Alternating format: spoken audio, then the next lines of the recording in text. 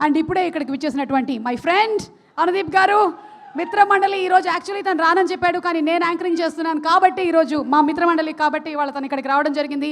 అందులోనూ ఈరోజు simply tone jeans వేసుకొని రావడం అనేది చాలా బాగుంది, వెరీ నైస్. ఇప్పటివరకు చూడలేదు ఇలాంటి, చెప్పులు కూడా వేసుకొని వచ్చారు.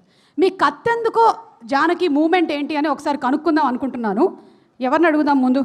అనితతో మొదలు పెడదాం. అనిత, కత్తెందుకో జానకి మూమెంట్ ఏంటి? ఎవరి మీద అనిపించింది నీకు? నువ్వు ఎక్కువగా యాక్ట్ చేసింది రాజీవ్ కనకాలతో, ఎప్పుడైనా అనిపించిందా నీకు? రాజీవ్ మీద ఎప్పుడు అనిపించలేదు. నాకు అనిపించింది కత్తెందుకో జానకి లేట్గా ఇంటికి వచ్చినప్పుడు. యా, అందుకోలేదు కాబట్టి అలా ఉన్నాడు. బాగున్నాడు కదా, చాలా బాగున్నాడు. గోపాలరావు అంకిల్ బాగున్నాడు కదా. ఫైనల్ గా నీ కత్తి తీసుకునే అవకాశం లేకుండా చేశాడు. చాలు కదా సుమా. మరి నీ కత్తెందుకో?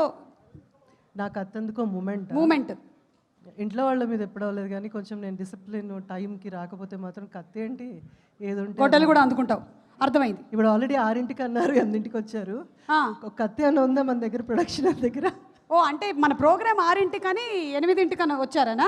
500 ప్రీ రిలీజ్ ఈవెంట్లు 5ంటికి వచ్చి కూర్చుంటాను, ఎవరితో చెప్పుకోవాలి? నీ అంత కత్తి స్టామినా నాకు లేదు. Thank you so much Anitha, thank you.